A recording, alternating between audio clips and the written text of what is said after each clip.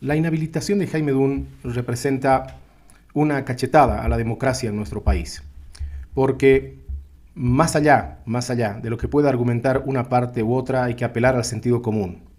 Si a mí me piden un certificado y yo voy a buscarlo a la entidad que debe emitirlo, y esa entidad lo emite de manera diferente a como quiere el receptor, que en este caso era el TCE, posteriormente voy a corregir ese documento y después me inhabilitan porque la fecha de presentación es posterior, pese a que en el nuevo documento presentado por Jaime Dun dice que ya se habían resuelto los problemas de deudas con el Estado, previo a la presentación de documentación, y aún así se decide inhabilitarlo. Más allá de que esta supuesta corrección de la que habla el vocal Ávila, que no es tal, corrección es hacer el trabajo bien, corrección es hacer la pega bien. Conozco no solo estos casos en nuestro país, sino casos, por ejemplo, de aseguradoras que quieren que el informe se les presente como ellos quieren y no como le emite la institución que es encargada de hacerlo, y por eso terminan perjudicando a un asegurado. En este caso perjudicaron por ese mismo comportamiento a un candidato a la presidencia. Pidieron un certificado, se les presentó, pero no estaba como ellos querían, en la primera página, con negrillas y resaltado, no tiene deudas. No, la Contraloría emitió el certificado que creyó conveniente, pero esto no fue suficiente como para poder habilitar al candidato. Pero más allá de Jaime Dun como tal, más allá de la persona, es qué representaba, en este caso, su frente, su partido en estas elecciones. Representaba una elección que hacía precisamente esta contienda electoral mucho más democrática, porque tenemos los extremos, ¿no?, que son los representantes del ahora dividido movimiento al socialismo. Está Eva Copa, está Del Castillo y está Andrónico Rodríguez, que ellos expresan esta defensa de un modelo que nos ha llevado a la crisis económica. Un poquito más al medio está Manfred Reyes, está Samuel Doria Medina, que ya dijo que no va a retirar los bonos, lo cual lo pone quizás al medio a la izquierda. Manfred un poquito más tirado ya hacia la derecha, y más cerca de los principios de Jaime Dun está quizás Tuto Quiroga, pero Jaime Dun estaba al otro lado, expresaba una opción que sostiene los principios liberales y que le daba a Bolivia una opción clara de salir adelante.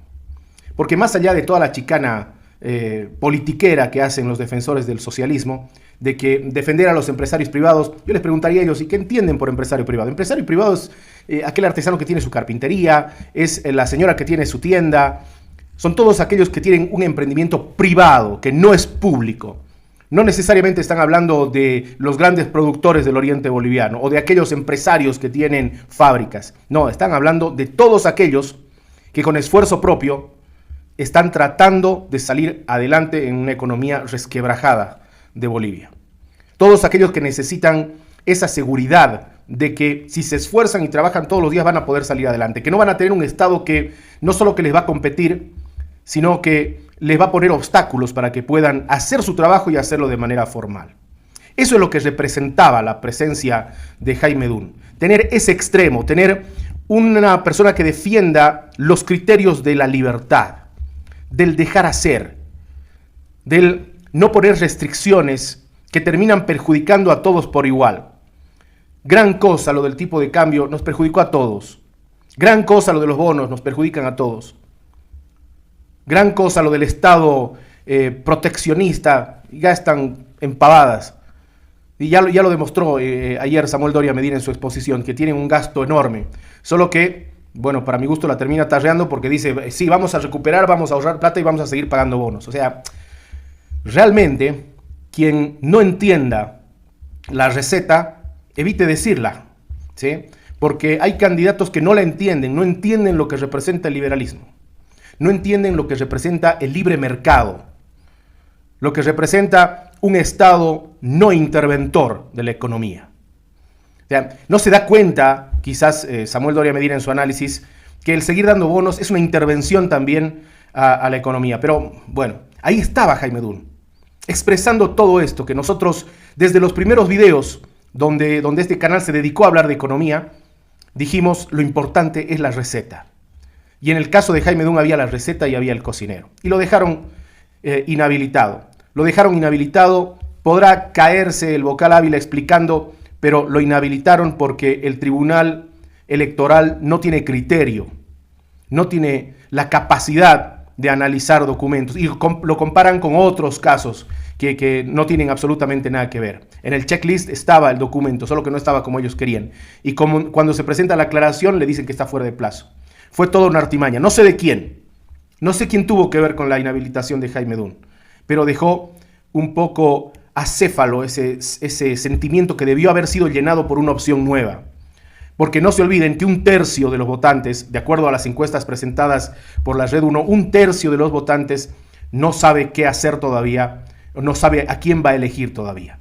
Y ese era el espacio que debía llenar Jaime Dun, y realmente nos dejan ese sentimiento, ¿no? Ese sentimiento de que quien piense diferente, quien quiera hacer las cosas diferente, recibe el castigo inmediato de quienes son los encargados precisamente de que se hagan las cosas de manera correcta.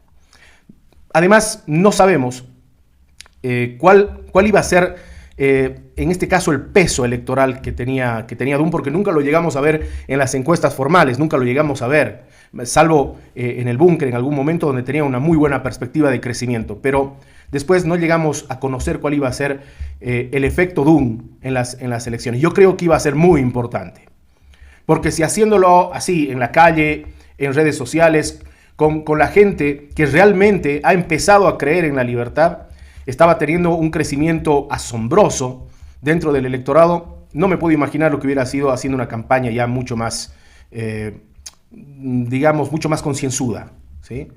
Pero ya no está, no tenemos cómo quejarnos. Y la verdad es que yo ruego porque Jaime Dun no abandone esta idea que tiene de cambiar el país, no abandone esta idea del liberalismo, de la libertad. No la abandone, porque si no es hoy, si no va a ser este 2025, va a ser el 2030. Y si algún candidato de la izquierda o de los tiraditos al centro llega a la presidencia, casi seguro que vamos a seguir en las mismas condiciones.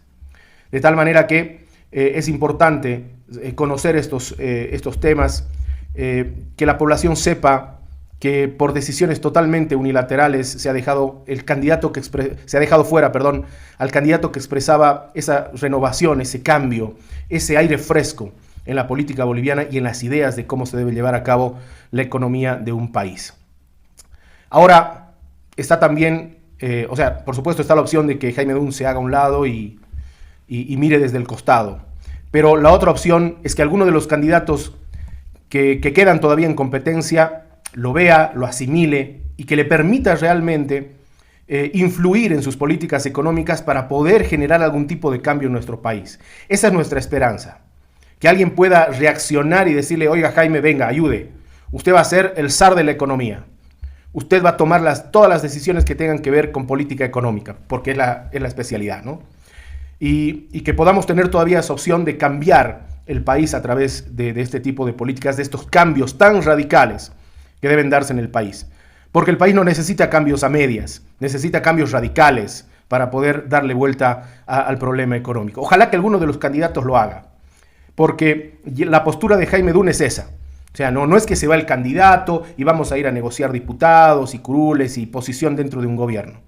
Vamos a apoyar, dijo Dun, a quien se comprometa con nosotros a respetar el plan que teníamos para implementar políticas en este país, para que se dé paso a la libertad, a la capacidad empresarial, a la libertad individual, a la posibilidad que tiene este país de autogestionarse no a través del gobierno, sino a través de la empresa privada, de los empresarios privados. Y nuevamente aclaro, empresario privado no es aquel que tiene la industria y que es un potentado, no. Desde él hasta los emprendedores, pasando por la mediana y la pequeña empresa. Todos, absolutamente todos son empresarios privados. Y hay que darles la libertad para que ellos puedan tomar el rol en este país.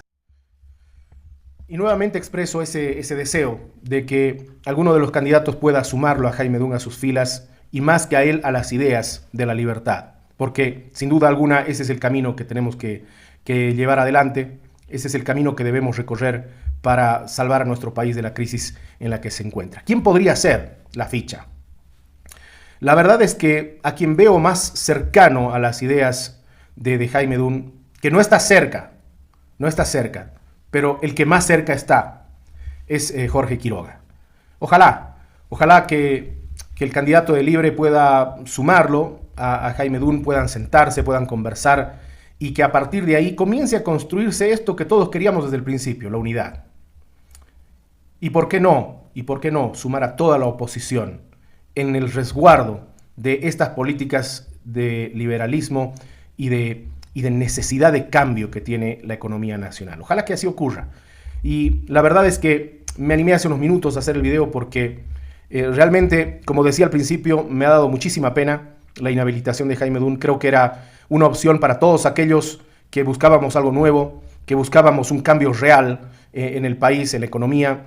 Lo dijimos desde el primer día, lo importante es la receta, y la receta es bajar el déficit fiscal, reducir el Estado, deshacerse de lo que no sirve de las empresas deficitarias, generar exportación a través de la agroindustria con biotecnología, tratar de abrirnos al mundo, tratar de generar a través de ese cambio en el flujo de la economía del país, generar créditos desde el exterior, no los créditos como tal, sino una vez que tengamos esa solidez dentro del manejo de la economía, sí, ahí sí podremos solicitar algo para potenciar a nuestro aparato productivo.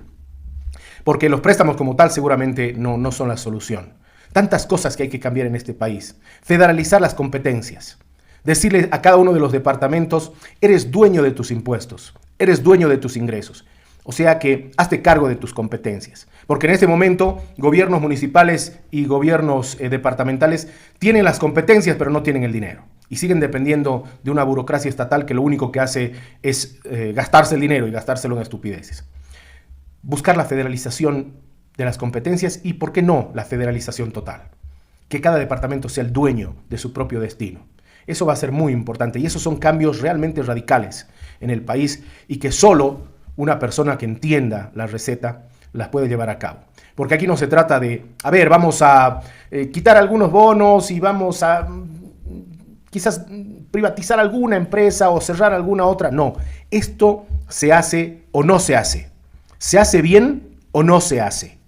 De tal manera que esa era nuestra esperanza con Jaime Dun, que se hagan cosas importantes, radicales, que el país cambie, que se dé cuenta aquel que cree que por los bonitos, estúpidos que le dan ahora es un gran modelo, el socialista, se va a dar cuenta que no. Se va a dar cuenta que un país que genera riqueza para todos. Y esos son los principios que debemos seguir adelante. Dejar al mercado que haga su trabajo. No meterle tipos de cambio fijos, no meterle subvenciones a los hidrocarburos. Tantas cosas que se han hecho mal en estos 20 años. Esa era nuestra esperanza, el cambio era Jaime Dun. Ya no está, ojalá que alguno lo pueda adoptar, alguno de los candidatos lo pueda adoptar y podamos seguir teniendo esa esperanza de que las cosas cambien, de que Bolivia asuma un nuevo rumbo y podamos otra vez pensar en mañana no con angustia, no con recelo, pensar en mañana con optimismo, sabiendo que Bolivia puede salir adelante. Si te gusta el contenido, te invito en esta última partecita del video a que te suscribas, a que nos ayudes. De cada 100 personas que miran los videos, solo 2 se suscriben, es un porcentaje demasiado pequeño. Por eso te pido que si estás viendo el video, si te parece interesante, no te cuesta absolutamente nada, dale un like al video y suscríbete al canal porque nos ayudas mucho, nos ayudas a seguir en esta tarea que tenemos de seguir compartiendo, quizás opiniones, podrás estar de acuerdo o no, pero por lo menos la idea es que pensemos juntos. Nos vemos en el siguiente video y les mando un abrazo grande.